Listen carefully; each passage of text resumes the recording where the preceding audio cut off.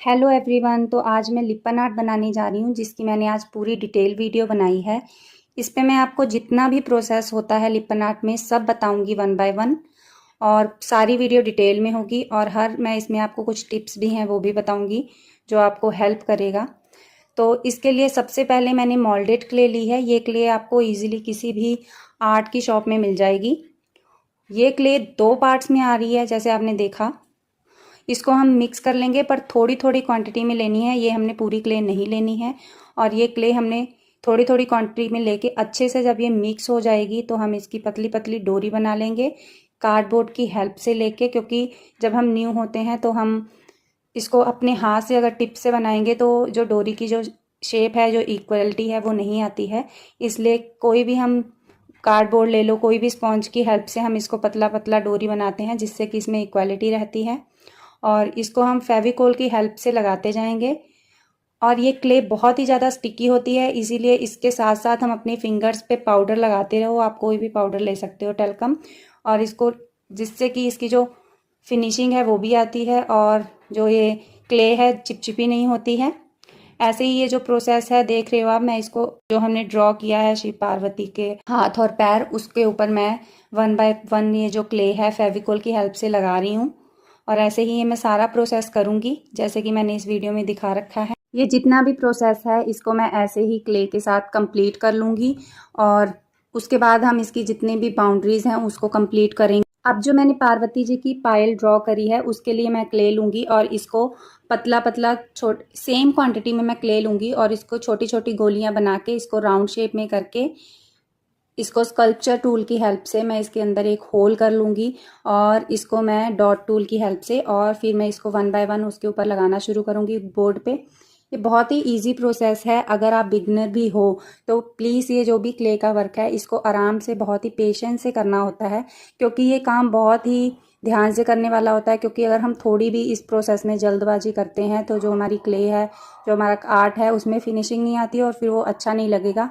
जो हमारा जितना भी आर्ट है इसी पे डिपेंड होता है। अगर हमारी डोरियाँ इक्वली साइज़ में होती हैं, हर चीज़ फिनिशिंग से, शेप से होती है, तो कलर करने के बाद उतनी ही वो हाईलाइट होके उतनी ही ज़्यादा वो अच्छी लगती है। इसीलिए मैं कहूँगी कि ये जो प्रोसेस है क्ले का, इसको बहुत ही पेशेंस से धीरे धीरे करना है। जितना भी आराम से करेंगे उतनी ज़्यादा फिनिशिंग आएगी और उतना ही ये अच्छा लगेगा देखने में। और फिर मैंने नीचे भी ऐसे ही छोटी छोटी गोलियाँ लेके एक उसको डिज़ाइन दिया है, वो मैंने ऐसे ही लगा दिया है। और मैं लगाने के बाद इसको अब हम जो शिव जी के हाथ हैं उसको बनाएंगे। उसके लिए जो उन्होंने हाथ में रुद्राक्ष पहनी है उसके लिए भी सेम प्रोसेस है। मैंने गोल गोल राउंड शेप में क्ले की गोलियां बनाने के बाद उसको फेविकोल की हेल्प से लगाऊंगी, और इसके ऊपर जो स्कल्पचर टूल होता है उसके साथ मैं इसके ऊपर डॉट डॉट बनाऊंगी। अगर आपके पास ये स्कल्पचर टूल नहीं है तो आप नॉर्मली, आप टूथपिक होता है घर में, या कोई भी आप सुई ले सकते हो, नीडल ले सकते हो, उससे भी ये प्रोसेस बहुत ही आराम से हो जाएगा। ज़रूरी नहीं है कि अगर हमारे पास स्कल्पचर टूल नहीं है तो ऐसा हम नहीं बना सकते। और भी बहुत सी चीज़ें होती हैं जो हमारे घर में, हम उसका भी जो मिलती जुलती हों उसके यूज़ से भी हम बना सकते हैं। क्योंकि हमने तो सिर्फ होल करने हैं तो वो नीडल से भी हो जाएगा, ज़रूरी नहीं है उसके लिए स्कल्पचर टूल ही चाहिए। ऐसे ही ये जो प्रोसेस है ये भी हमने बहुत ही आराम से, जब क्ले थोड़ी सी ड्राई हो जाएगी लगाने के बाद, फिर ही ये प्रोसेस करेंगे। अगर हम सॉफ्ट क्ले के ऊपर ही इस पे होल करना शुरू कर देंगे तो जो क्ले है ना, वो जो हमने गोलियां बनाई हैं रुद्राक्ष से, उसकी शेप ख़राब हो जाएगी। क्योंकि क्ले ये बहुत ही सॉफ्ट होती है, मैंने आपको बताया था। इसीलिए इसको बिल्कुल धीरे धीरे, जब थोड़ी सी हार्ड हो जाए उसके बाद इसमें हम होल करेंगे। ऐसे ही हमने सारी क्ले को लगा देना है। जितना भी मैंने ड्रॉ करा है मैं उसको फिनिश करूँगी। ऐसे ही मैं शिव शक्ति जो लिखा हुआ है इसको भी कंप्लीट कर लूँगी। इसके लिए मैंने जो डोरी है वो मैंने पतली रखी है, और इसको जितना हो सका है उतनी बारीक डोरी से ड्रॉ करने की कोशिश करी है, क्योंकि ये उतनी ही अच्छी लगेगी। और अब आ जाते हैं हम इसके बाहर के पार्ट्स में। जो हमने राउंड राउंड जो 3 सर्कल बनाए हैं, इसके ऊपर बहुत थोड़ा ध्यान रखना है। जो डोरियाँ हों वो हमारी सेम होनी चाहिए और बराबर मोटी होनी चाहिए। और इसको जो इसके कॉर्नर्स में जहाँ से क्ले हम जोड़ रहे हैं उसको थोड़ा सा प्रेस करके धीरे से हम आपस में जोड़ देंगे, जो कि हमारा जहाँ से वो कट है जो वो पता ना लगे, और जो हमारा सर्कल है वो बिल्कुल ही फिनिशिंग से आए और दूर से दिखाई ना दे कि हमने इसको कहाँ से जोड़ा है। ऐसे ही मैं जितना भी इसका प्रोसेस है इसको भी कंप्लीट कर लूँगी। और जो ये क्ले है, जब आप कोशिश करना जब थोड़ी सी ड्राई हो जाए तभी आप लगाना शुरू करो, क्योंकि जब ये क्ले हम मिक्स करते हैं तो उस वक्त ये बहुत सॉफ्ट होती है, तो उसमें उस वक्त हम इसको थोड़ा सा भी अगर ज़ोर से प्रेस कर देते हैं तो ये बहुत ही जल्दी अपनी शेप बदल लेता है। इसलिए क्ले लगाने के बाद थोड़ी देर ड्राई हो जाए उसके बाद ही हम इस पर कुछ भी ड्रॉ करेंगे। ऐसे ही फिर मैंने डॉट टूल लेके इसको डॉट डॉट बना लिया है और बीच में मैंने एक नाइफ़ की हेल्प से डिज़ाइन दिया है। आपके घर में कोई भी चीज़ हो, टूथपिक नीडल से भी हम ये ड्रॉ कर सकते हैं बहुत ही आराम से। और फिर अब मैं इसके बेस पे जेसो अप्लाई करूँगी। उसके लिए मैंने जेसो खुद से ही बनाई है, इसकी भी मैंने एक शॉर्ट वीडियो डाली है, अगर आपको देखनी होगी तो आप वो जाके देख लेना कि मैंने होममेड जेसो कैसे बनाया है। फिर मैं इसके कोट करने के बाद अच्छे से स्पॉन्ज की हेल्प से इसको ब्लेंड कर लूँगी, जिससे कि बहुत ही अच्छा टेक्सचर आता है नीचे। अब मैं एक स्किन कलर लेके पहले पार्वती जी के पैरों में लगाऊंगी और उसके बाद मैंने उनके पैरों पे रंग लगाया है, जो वो उसके लिए मैंने रेड कलर यूज़ किया है। इसको भी मैं अच्छे से लगा दूंगी। अगर आपको पेंटिंग आती है तो आपके लिए प्रोसेस बहुत ही इजी होगा, नहीं भी आती फिर भी आप आराम से कर सकते हो, बट थोड़ा सा आराम से, ध्यान से, धीरे से करने की कोशिश करना। अपने हिसाब से अगर आप चेंज करना चाहते हैं जो भी बोर्ड के ऊपर कलर, तो आप अपने हिसाब से कर सकते हैं। ज़रूरी नहीं है कि सेम कलर ही आप भी यूज़ करो। अगर आपको कोई और कलर कॉम्बिनेशन अच्छा लगता है तो आप वो भी ट्राई कर सकते हो बैकग्राउंड के लिए।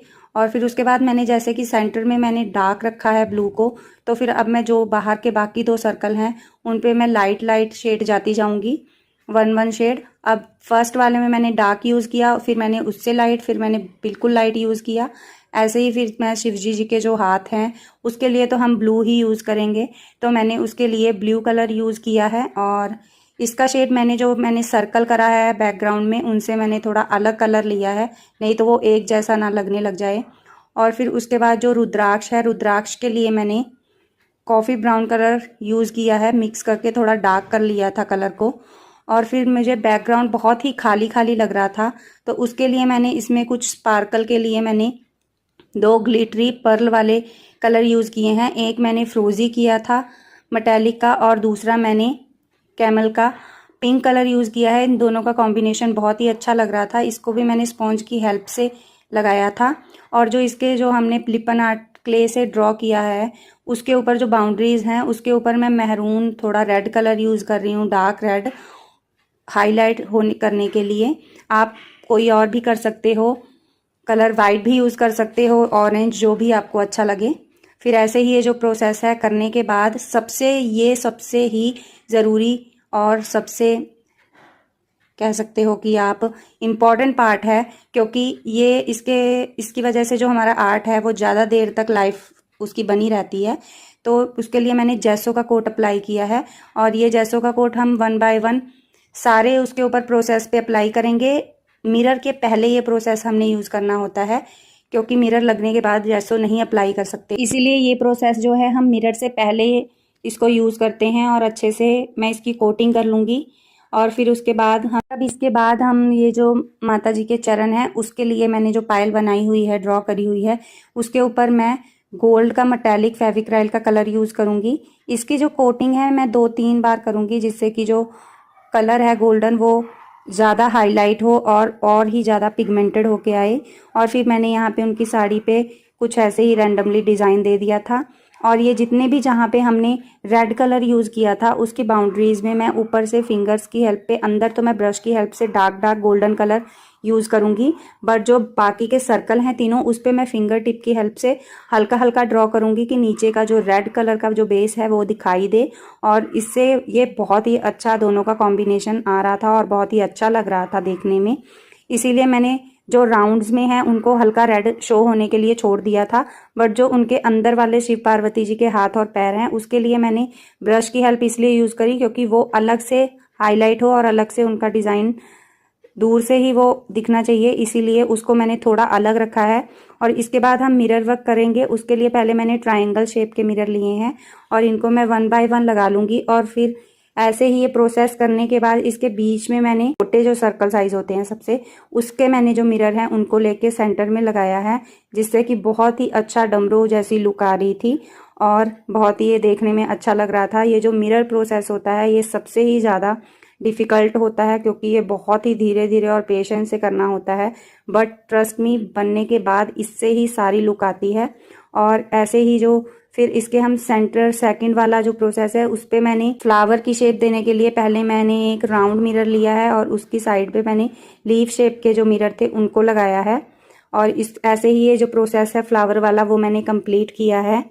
इसके बाद अब मैं इस शिव शक्ति पे मैंने वाइट कलर मैं यूज़ करूँगी। उसके लिए मैंने पहले फेविक्राइल का वाइट कलर यूज़ किया। ये वाइट कलर लगाने के बाद फिर मैं इसके ऊपर जब ये कलर ड्राई हो जाएगा तो मैं इसके ऊपर ही पर्ल का वाइट कलर जो स्पार्कल पर्ल होता है वो मैं लगाऊंगी, जिससे कि ये बहुत ही और भी ज़्यादा अच्छा लग रहा था। जब ये शिव शक्ति वो हो गया था ड्राई होने के लिए मैंने इसको छोड़ दिया था। और फिर उसके बाद जो मैंने पायल बनाई थी उसके ऊपर सेंटर में जो मैंने होल करे थे उसके ऊपर मैंने रेड और ग्रीन कलर का कॉम्बिनेशन लेके कलर फिल कर दिया था। और फिर जो शिव शक्ति है उसका जो वाइट कलर था वो ड्राई हो गया था तो उसके ऊपर मैंने पर्ल का वाइट कलर लगाया है और जिससे कि वो हल्का सा शाइनी सा हो गया था। अब ये जो हमारा पोर्ट्रेट है शाइनी सा हो गया था। अब ये जो हमारा पोर्ट्रेट है ये ऑलमोस्ट बन गया है और देखो ये बनने के बाद कितना ही अच्छा लग रहा है।